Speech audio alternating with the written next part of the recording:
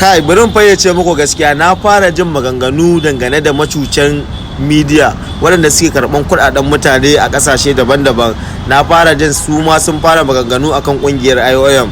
Na yi bidiyo su dama dangane da ƙungiyar IOM, shine su ma suna kallon bidiyo na, suna ɗaukan wasu abubuwa, suna maimaita maganganun da na faɗa, kuma suna ƙara wasu abubuwa a ciki.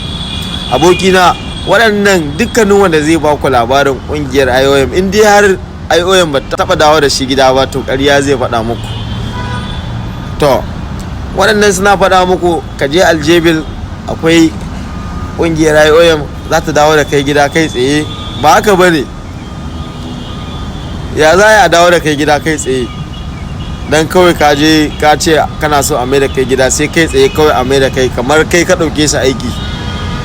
Duk da dai aikin ku suke jira, amma kuma ai ba haka aiki yake ba, dole sai mutum ya jira.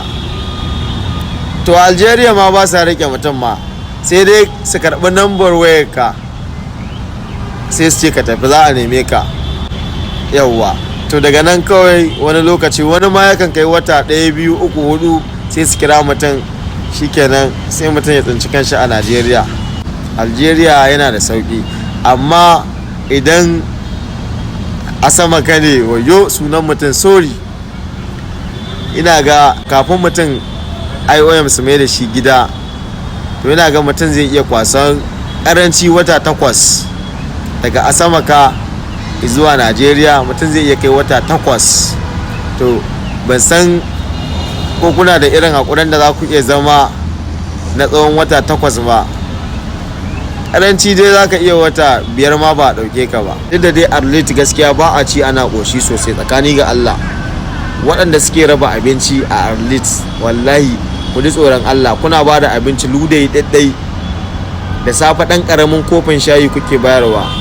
Wallahi nan gidan boss ma ake ce mai, saboda hukunta mutane da suke yi da yunwa, wanda aka ba kwantirat ɗin abinci, amma a sama ka abincin mutum sai ya zubar. Amma Arlit, kai, dole ma waɗannan mutanen su yi zanga-zanga, saboda